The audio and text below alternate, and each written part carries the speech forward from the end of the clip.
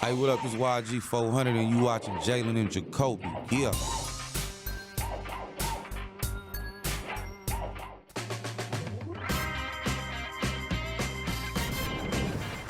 That man is Jalen Rose.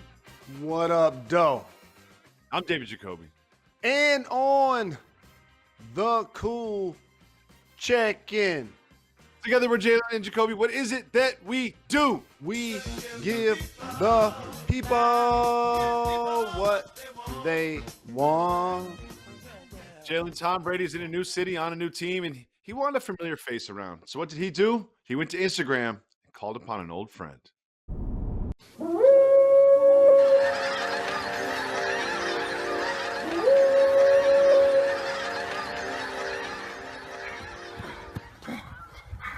A little tired, but Gronk reporting. Jalen, via trade, the Buccaneers acquired Rob Gronkowski from retirement. Got him via trade because he was technically still on the Patriots. Jalen, what do you think Gronkowski adds to this team? Jacoby, should that been one of those situations where I describe a movie plot? Were they reenacting something, a flick think that so. I hadn't seen or anything like that? Is that I haven't cultural? seen it Did I either. miss something? I don't Okay, think you missed anything, but it was pretty funny. I liked okay, it. got it. I just wanted to make sure. Okay, a multitude of things. He's still going into a new situation. And to have somebody with a championship pedigree, a Hall of Fame player, going with you your first year there, that is huge on and off the field, just to have a friend there. Now you got somebody that you can throw it to in the red zone. You can throw it to on third down. He's a really good blocker. He can also be another leader in the locker room amongst guys where now both of you guys are instituting a culture of how you won championships together. And he doesn't have to do it alone from the quarterback spot. And then lastly, the Tampa Bay Bucks are just trying to get loaded. They're not playing around, Jacoby. They're going after it. We know about the weapons that they have right now. They just got to do something to the run game. I'm looking at the ticker every single day. They got to do something else in the backfield to help Jones out. But other than that, I'm telling you, they're not playing around. Well, this tells me a few things. Number one, the tight end is often called the security blanket of the quarterback, and it's never more true with Tom Brady and Rob Gronkowski. But one thing I find interesting about this is they've got like 3 great tight ends right now, and Bruce Arians historically doesn't really use the tight end that much. I wouldn't be surprised if they move Howard, who kind of fell out of favor with Arians towards the end of the season last year, and maybe that will be for some help in the backfield. But when I saw this, only one thing came to mind for me. Gronkowski going absolutely wild in Ybor City. I don't know how much time you spent in Tampa. I know it's not an NBA city, but I've spent a lot of time in Tampa, and every time I do, I go straight down to Ybor City, and that is the scene that you will see if you were there. He's going to be out in Ybor City like 5 nights a week. I don't know if this is going to be great for Gronk's production on the field. What do you think? Let me tell you something. This quarantining, it's going to end. The social distancing is going to end. You know what is not going to end? Rob Gronkowski champagning and campaigning. And there's like a 2 or 4 block radius in Tampa that we're going to see a lot of IG and social footage of him enjoying and living his best life. When he packed and flew to Tampa, I'm sure he didn't pack a single shirt. That shirt that he had on in that video is probably the only one he brought. It's either going to be Tampa Bay issued or that same white V-neck, because I know he won't have a shirt on his entire year in Tampa Bay. Look forward to seeing what happens on and off the field there. But we move on to another big player moving destinations, not Tom Brady or Rob Gronkowski. This is DeAndre Hopkins. Some say the best wide receiver in the league. And when the trade went down, you kind of felt like, there must be something going on behind the scenes. There must be some reason that you would trade somebody of this caliber. And he spoke about it, and he told Sports Illustrated there was, quote, no relationship with Texans head coach Bill O'Brien. Interesting. No relationship between the star player and the head coach. What does this tell you about what's happening in Houston? That's the most important relationship in the game with your quarterback, especially if he's a superstar like Deshaun Watson. And then if you got a franchise-changing wide receiver who's his right-hand man, they both went to Clemson together, you got to find a way to keep that together. And so for Bill O'Brien, he's not going to only be judged by wins and losses. Now he's going to be judged whether they get to the Super Bowl or not. Because you know what Deshaun Watson's going to be doing? Looking around the AFC and like, oh, who's Lamar throwing to? Oh, he's throwing to Antonio Brown and Hollywood and all of his weapons. Okay, got it. Who's Patrick Mahomes throwing to? Tyreek Hill and all of their weapons. Like, oh, you're just going to take mine away from me? And Kyler Murray about to be out there balling this year because he has DeAndre Hopkins. So this wasn't a good move by any measure. And ultimately, the organization, as I've said, is going to have to pick between Watson and their head coach. A couple things. Number one, I love how you put Antonio Brown on the Ravens. I saw what you did there. Brilliant. And number two is, if you don't have a relationship with DeAndre Hopkins, okay, you've kind of lost your fan base, especially this offseason with these trades. I remember last year you barely beat the Bills in the playoffs. Like, Bill O'Brien must feel very, very secure in his position and his relationship with ownership in Houston because his track record down there is not great, and I would be surprised if he finished the season with the Texans. He needs to start pretty hot down in Houston, and hopefully he will for his job security. Now, Jalen, it is now time for one of my favorite segments that we do here. It's time for Cultural or Regional.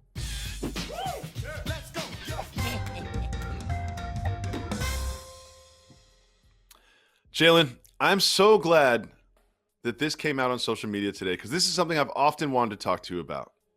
TJ Watt, you know, famous defensive lineman in the NFL, great player. Here's what he took to Twitter and said. Did everyone else grow up drinking milk with dinner every night? I've often wondered this because I've got a couple friends' houses that when I went over to, even to this day, when I go over there, they don't ask what you want, juice or water. You just get a nice, tall, cold glass of milk. Jim Harbaugh famously drinks a tall, cold glass of milk with his dinners. Jalen, cultural or regional, milk with dinner? This reminds me of the shows that I watched growing up. Let me tell you the name of the shows in which people were drinking milk with dinner. Things like Leave It to Beaver, maybe. Happy Days. Laverne and Shirley. Love Laverne and Shirley. Those were the type of shows, great American shows in which people look a lot more like you than me. Extremely cultural. Except my mother, here's you and I at dinner. Jeannie Cassandra Rose, loves a glass of milk. This is where me and Jeannie are on the same page. Mix them with Pepsis when I was young. This is where me and Jeannie are on the same page because if you and I were eating dinner, when I said I had friends and I went over their houses and sometimes it would just be a cold glass of milk there, that was all my friends that looked like me and none of my friends that look like you. Big shout to tall glasses of milk with dinner. That's how TJ Watt got so big and strong.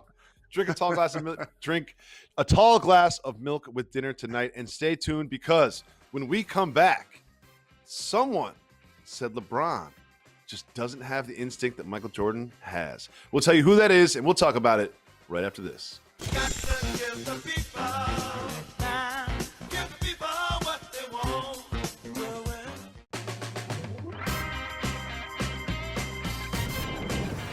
Welcome back to Jalen Jacoby, brought to you by Heineken. Jalen, everyone's talking about The Last Dance, and I know that you and I have seen episodes 3 and 4, and I can't wait to discuss them with you and the director of the program, Jason Hare, on the official, not just a Last Dance After Show podcast, the official Last Dance After Show podcast, the Jalen Jacoby After Show, The Last Dance.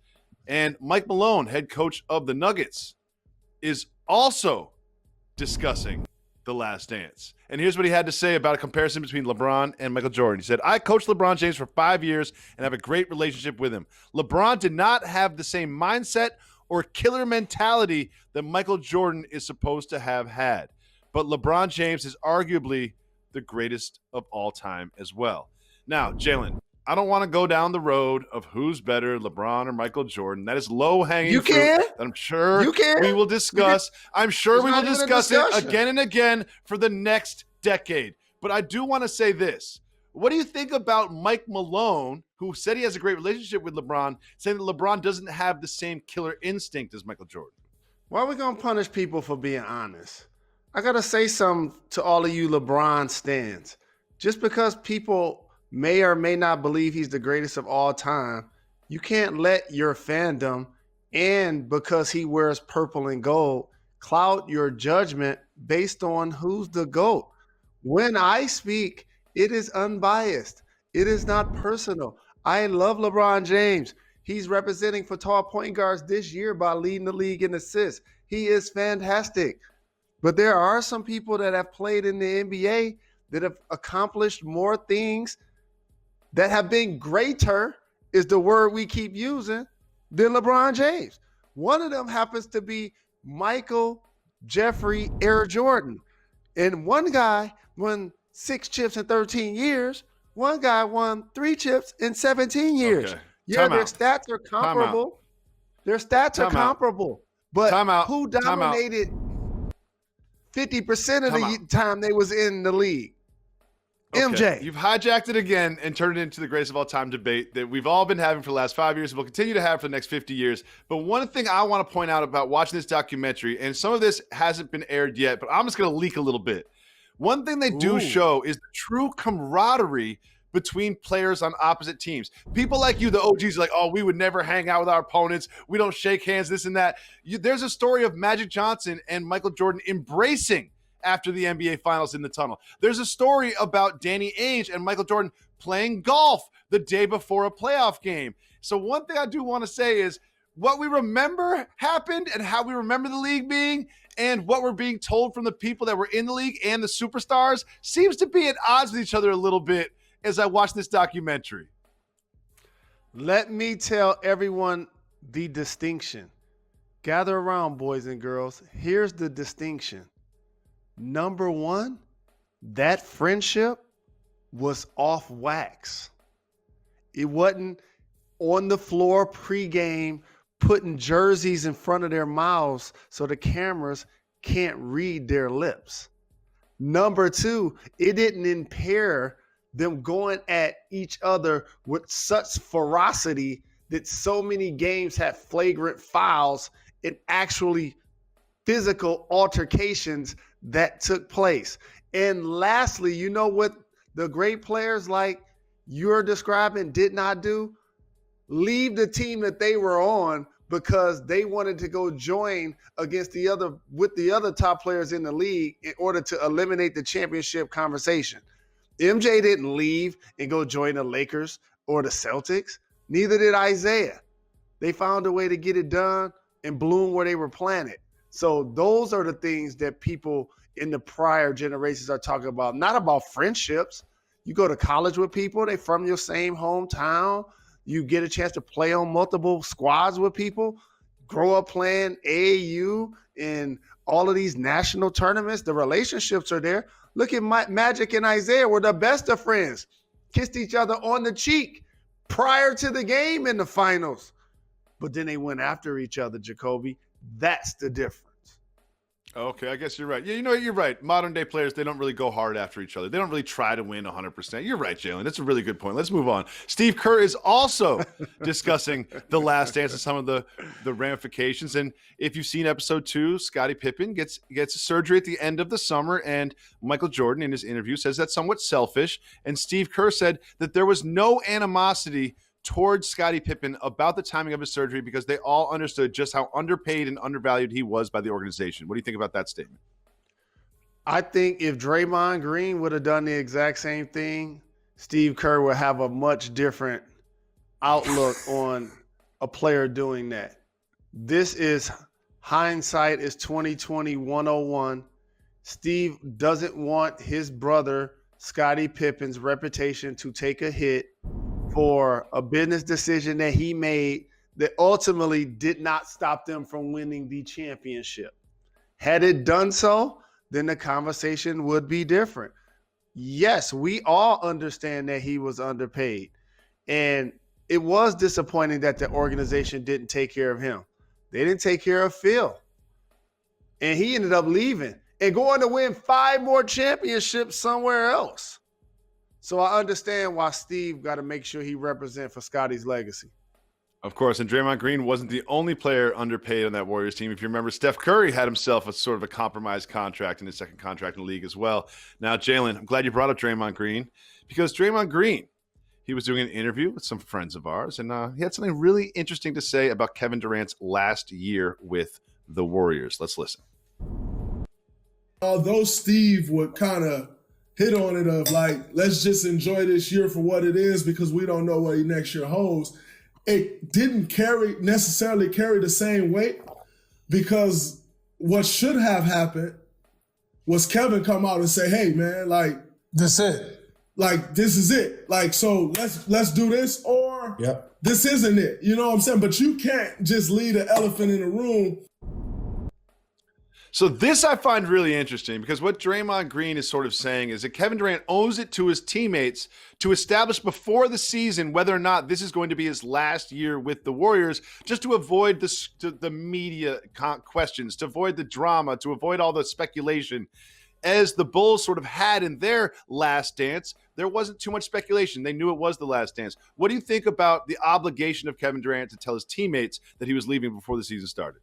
And one of the things that you left off, it wasn't just about KD. He also questioned how he believes Steve Kerr could have handled it different in relation to how Phil Jackson handled it. Here's what I believe. When they were in the Hamptons recruiting KD, whether he was going to be there long term or not was obviously determined by what he signed on the dotted line. And that was a short-term deal. In the media, we talked about it. It was acknowledged. He went there the same reason why LeBron went to Miami, to try to eliminate you didn't win the championship as a great player conversation. Once they both went to those destinations and got their championships, they didn't stay there and try to figure out ways to get statues in the community. They left. They got what they needed and they left. And for KD, I always assumed that was the deal. And you can't necessarily say that to your teammates because your mind could change. And so what he ended up doing is basically have them indirectly recruiting him all year, and then he bounced. And Draymond, like, you knew you was going to bounce. So obviously in hindsight, you feel some type of way about recruiting somebody and it was irrelevant. I love all this player movement. I cannot wait until Anthony Davis joins the Nets next season. But next, we know what the Lions are doing to ensure that they do not draft Tua in the third spot. We'll tell you what that is right after this.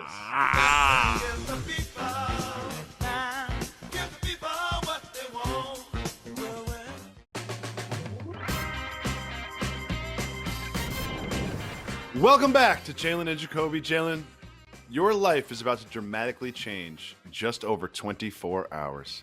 The NFL draft is upon us, and your Detroit Lions, who you've loved your entire life long, unlike me, who's a die-easy fan, you are a die-hard Lions fan, and they are going to change their future forever. Thursday night. You want them to draft Tua.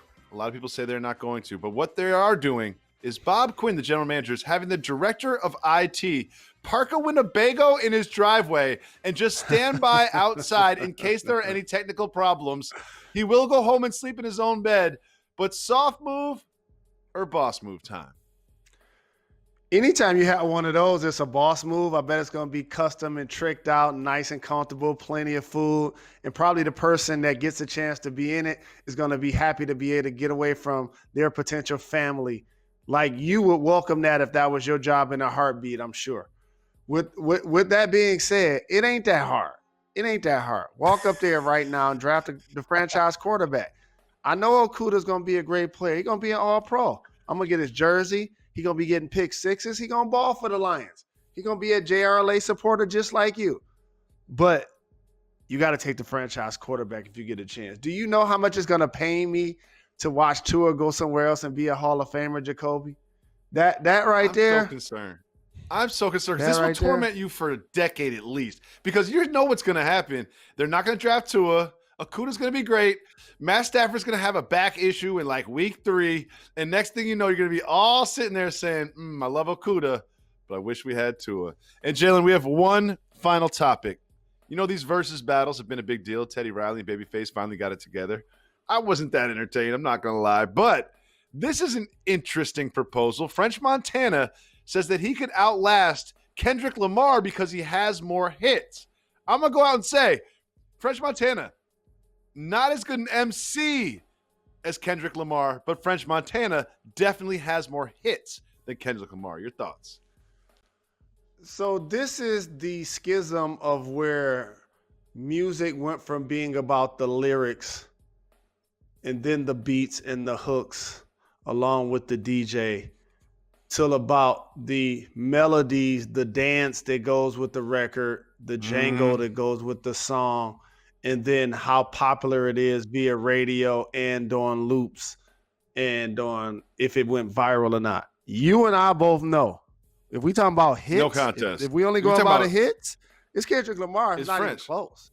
Oh, we're going No, hits? It's Kendrick French. Lamar. Oh, no, you just don't know No. what you're talking about. If it's Depends on what hits, you I consider don't know if you know a what a hit means. A hit is a popular song You talking that tracks about on the sales. Billboard. We're Nigga, talking I'm about not bars. talking It's about Kendrick sales. Lamar. We're talking about talking hits. about It is bars. French Montana.